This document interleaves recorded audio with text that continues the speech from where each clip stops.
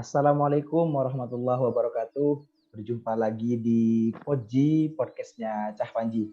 Bersama saya Muhammad Nasrullah, warga Paguyuban Alumni Nurjadi Yogyakarta atau biasa disebut Panji 2019. Di sini saya akan menemani pembahasan di podcast Panji ini, di Poji ini dengan tema mahasiswa dan kontrol sosial. Hari ini saya tidak sendiri tapi ditemani oleh warga lama Panji yang bernama Bang Melvin Zainuri. Halo Bang Melvin. Assalamualaikum warahmatullahi wabarakatuh. Waalaikumsalam warahmatullahi wabarakatuh. Gimana kabarnya Bang? Ya, alhamdulillah baiklah. Alhamdulillah. Yang penting kan sehat dulu ini di masa pandemi ini. Iya, walaupun keuangan nggak sehat ini. Sama Bang. Walaupun awal bulan ini keuangan belum sehat. Nah, Bang Melvin sekarang lagi di mana Bang? Saat ini kesibukan saya lagi menempuh studi S2 Magister Ilmu saat ini. Sembari bersama teman-teman yang di Jogja membangun pendekatan bersama-sama, membangun lembaga riset bersama-sama di Antinomy Institute for Science, Philosophy, and Religion. Bang Melvin, aktivitas hari ini di kala pandemi, apakah ada yang berubah, Bang? Dari pra-pandemi sampai ke pandemi hari ini, Bang? Oh iya, pasti berubah. Kegiatan-kegiatan semuanya online. Terus juga kuliah juga online. Semua aktivitas lah online dan membatasi kegiatan-kegiatan outdoor lah, kegiatan-kegiatan di luar, kegiatan-kegiatan berkumpul itu seminimalisir, dibatasi apabila tidak ada kebutuhan mendesak. Seperti itu. Oh ya Bang, ya Bang. Karena di podcast ini ada titipan pertanyaan dari panitia Bang tentang mahasiswa dan kontrol sosial. Nah, menurut Bang Melvin, mahasiswa dan kontrol sosial ini secara pendefinisian itu gimana sih Bang? Karena kemarin sempat dibahas di podcast sebelumnya tentang mahasiswa secara definitif sama teman-teman dan itu belum dikontekkan dengan kontrol sosial, mahasiswa yang berperan sebagai kontrol sosial. Bagaimana menurut Bang Melvin? Saya kira sejauh ini terutama pada masa Orde Baru kemudian pasca reformasi, mahasiswa itu sebagai gerakan sosial, sebagai gerakan moral, tapi minus gerakan politik. Padahal salah satu yang membentuk Indonesia modern, terus kemudian muncul yang menjadi pionir dalam kemerdekaan Indonesia itu adalah mahasiswa yang terlibat dalam gerakan-gerakan politik. Ya, Bang. Kita mengenal Perhimpunan Indonesia, pelajar-pelajar terdidik yang di Belanda. Kita mengenal Stovia dengan gerakannya Budi Utomo. Terus kita mengenal gerakan-gerakan awal kemerdekaan Indonesia itu sebagai gerakan mahasiswa yang terdidik. Pionir-pionirnya dari situ. Jadi kalau sekarang dikontekskan dengan hari ini, saya kira mahasiswa sebagai gerakan sosial, mahasiswa sebagai gerakan politik itu hal yang niscaya, itu hal yang pasti terjadi dan kita melihat kenyataan hari ini, tapi minus gerakan politik. Kenapa minus gerakan politik? Ini tidak terlepas dari bagaimana infiltrasi, bagaimana intervensi pemerintah Orde Baru terhadap kampus dengan NKK-BKK itu pada masa Orde Baru. Jadi kampus sedemikian rupa dinetralisir dari gerakan-gerakan politik. Kampus diharuskan untuk netral, kampus diharuskan untuk tidak berpihak, bahkan untuk menyokong pembangunan Orde Baru. Tidak hanya mahasiswa, tapi hampir semua akademisi disuruh netral. Dan itu imbasnya pasca reformasi, ketika misalnya akademisi berpihak, punya pilihan politik, maka ada anjuran, ada seruan lah dari orang-orang kampus untuk berpihak dan lain sebagainya gitu. Padahal kampus sendiri punya keberpihakan. Dan keberpihakan itu didasarkan pada nilai-nilai yang dijunjung di dalam kampus, nilai-nilai akademik berdasarkan riset, berdasarkan eviden-eviden yang ada untuk menjustifikasi advokasi mereka gitu. Intinya berpihak pada keadilan, berpihak pada kebenaran. Saya kira itu sih. Baik Bang. Nah, tadi mahasiswa secara historis sudah dijelaskan, juga problem mahasiswa di kondisi negara hari ini. Nah, saya mau tanya Bang, mahasiswa dan kontrol sosial, ini pertanyaannya sih, kenapa atau mengapa mahasiswa harus menjadi kontrol sosial itu Bang? Kenapa harus mahasiswa gitu? Kenapa enggak dari siswa atau orang-orang lain di sekitar itu? Kenapa harus mahasiswa gitu Bang? Karena ya itu menjadi bagian juga dari peran mahasiswa sebagai kontrol sosial pada akhirnya Bang. Harus tahu dong bagaimana alasan epistemiknya kenapa harus menjadi kontrol sosial itu Bang, bagian daripada kontrol sosial Bang.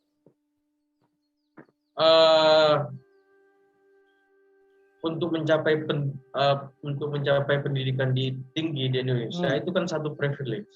Iya, kita mengenyam pendidikan tinggi, masuk kuliah di kampus itu kan satu privilege. Bisa dibilang lah orang-orang tua kita itu adalah kelas menengah lah. Entah itu kelas menengah ke bawah atau kelas hitungannya kelas menengah karena bisa menyekolahkan anak-anaknya sampai pada tataran perguruan tinggi. Nah, dan privilege itu yang tidak dimiliki oleh misalnya masyarakat yang tidak mengenyam pendidikan kampus, pendidikan tinggi. Nah, adanya privilege itu membuka mahasiswa pada akses-akses yang lain, akses pada sumber pengetahuan, akses pada pendidikan yang lebih baik, akses pada sumber-sumber bacaan yang berkualitas. Adanya privilege itu harus betul-betul dimanfaatkan oleh mahasiswa dalam proses pencarian mahasiswa tentunya, dimanfaatkan untuk kepentingan publik. Kenapa bisa demikian? Karena pendidikan kita pastinya ya itu masih ditopang oleh anggaran negara gitu. Negara masih mensubsidi gitu, meskipun dalam beberapa tahun terakhir ada usaha untuk meliberalisasi pendidikan kita gitu. Dan itu tugas mahasiswa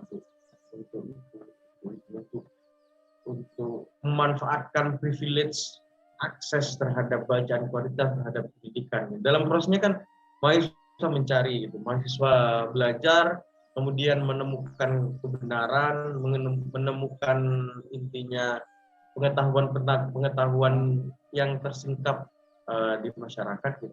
Dan memiliki daya analisa, daya kritis terhadap persoalan sosial gitu, yang mungkin masyarakat kelas yang lain tidak menyadari itu.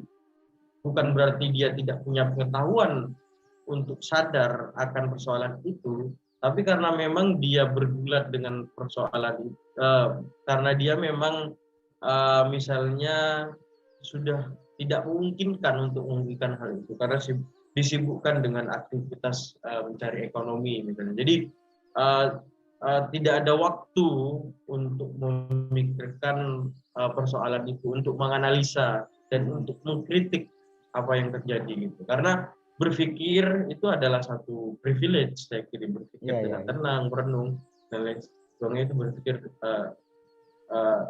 satu privilege. Pada aspek yang lain, pengetahuan itu adalah salah satu bentuk kekuasaan. Gitu. Kita punya pengetahuan, kita dipandang lebih di masyarakat. Gitu. Dengan pengetahuan yang kita miliki, kita bisa mempengaruhi banyak orang. Kita tahu celah-celah kritis, kita tahu celah-celah analisis terhadap persoalan di lingkungan sekitar. Dan itu harus betul-betul dimanfaatkan oleh mahasiswa. Pengetahuan sebagai bagian dari kuasa, sebagai bagian dari kekuasaan itu dimanfaatkan untuk menjadi, kalau bahasa kamu, menjadi kontrol sosial, gitu. Menjadi kontrol sosial. Saya kira itu sih. Iya, Bang. Saya. Karena sudah dijelaskan alasan mengapa harus menjadi bagian daripada kontrol sosial. Nah, ini kadang dilema gitu, Bang. Ketika jadi mahasiswa, terus karena kan kebanyakan asik membaca pengetahuan, mengolah pengetahuan, pada akhirnya tidak menjadi bagian daripada kontrol sosial. Sebenarnya dia sadar bahwasanya ini ada suatu problem dan dia punya potensi atau punya kapasitas untuk menjadi bagian dari kontrol sosial itu. Namun, mungkin dia tidak menyadari kapan dia harus menjadi kontrol sosial. Dia harus menjadi bagian daripada kontrol sosial. Nah, menurut Melvin, sejak kapan sih mahasiswa yang diidentikan dengan sebagai kontrol sosial itu memulai menjadi bagian daripada itu? Karena ya gara-gara tadi itu, Bang, menjadi mahasiswa adalah suatu privilege karena akses bacaan, akses literasi itu yang lumayan banyak gitu. Sehingga dia pada akhirnya terlalu asik dengan pengetahuan, dia tidak menjadi bagian daripada kontrol sosial itu. Mungkin dia tidak tahu kapan harus memulai itu, Bang. Tanggapan dari Bang Melvin gimana? Kan tidak semua, kita tidak bisa menuntut lah. Tidak bisa menuntut semua mahasiswa untuk menjadi aktivis. Aktivis dalam pengertian kita. Ada sektor-sektor yang lain yang itu harus sepi gitu, harus sepi dari sorot media. Dalam artian dia punya aktivisme di sektor yang lain. Misalnya orang yang bergelut di dalam riset-riset saintifik, orang yang bergelut dalam menganalisis pemikiran misalnya, orang yang bergelut di dalam itu. Saya kira kita tidak bisa menuntut dia untuk terjun di dalam aktivisme seperti demonstrasi, seperti advokasi kebijakan dan lain sebagainya. Mereka punya sektor-sektor yang lain yang itu bisa bersinergi dengan aktivisme di sektor yang lain, dengan aktivisme dalam konteks advokasi kebijakan publik dan lain sebagainya. Jadi sinergitas itu saya kira yang perlu dibangun, jembatan itu.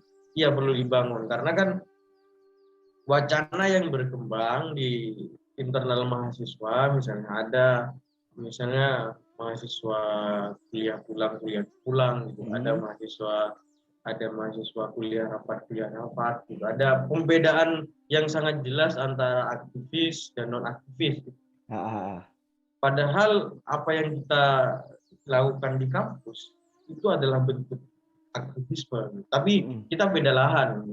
Ada yang bergelut di dalam riset di laboratorium, itu kan butuh kejelian, butuh ketelitian, dan ya butuh energi dan tenaga yang cukup besar. Gitu.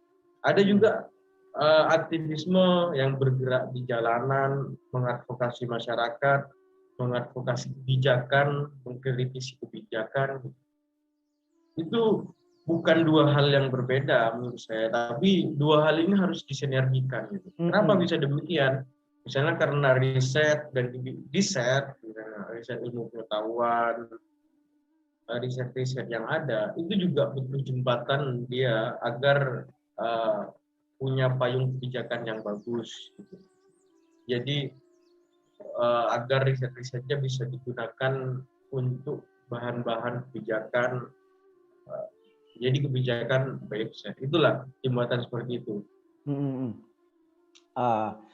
Juga tentang mahasiswa sebagai kontrol sosial ini juga Bang, karena ini situasi dan kondisinya sudah beda gitu. Nah, pengalaman Bang Melvin tentang, kan pernah jadi mahasiswa juga toh gitu. Nah, mahasiswa menjadi bagian daripada kontrol sosial itu di era pandemi dan pra pandemi kemarin itu apa ada yang beda gitu loh Bang.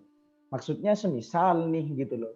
Kayak sekarang kita kan nggak bisa membantu mengadvokasi masyarakat secara utuh, secara penuh dalam artian face to face gitu loh. Sekarang kan adanya teknologi membantu itu. Nah, pengalaman Bang Melvin dari pra pandemi dan pasca dan pandemi ini gimana Bang gitu? Pengalaman. Ya. Saya kira pembatasan selama pandemi itu juga membatasi gerak aktivisme juga. Tapi karena adanya teknologi, aktivisme itu dipindahkan, misalnya dari jalanan, dari tempat-tempat warga ke dunia media sosial misalnya, untuk mempengaruhi di ruang publik digital. Ini dipindahkan pada tataran itu, dan itu bukan berpindah seutuhnya, tapi memang gerakan-gerakan di lapangan, aksi-aksi jalanan dan lain sebagainya itu saya kira masih sangat penting kita untuk dilakukan. Jadi jangan terlalu terlena dengan aktivisme di media sosial. Perlu juga untuk itu kan dua hal yang sangat keterkaitan. Kehidupan kita, gitu. Pengetahuan yang kita cerap itu sangat dipengaruhi oleh apa yang berkembang di media sosial. Dan itu kehidupan keseharian kita yang konkret, yang nyata ini, yang kehidupan keseharian kita itu sangat sangat dipengaruhi oleh wacana apa yang berkembang di media sosial. Ini semacam semacam pengaruh, lingkaran pengaruh yang tiada akhir. Iya, Bang. Lingkaran pengaruh yang dan adanya media sosial itu kan memutus mata rantai birokrasi gitu. Jadi ketika kita mengkritik kebijakan pemerintah, kita langsung aja berpartisipasi, langsung tweet, langsung posting di Facebook, langsung posting di Instagram. Itu salah satu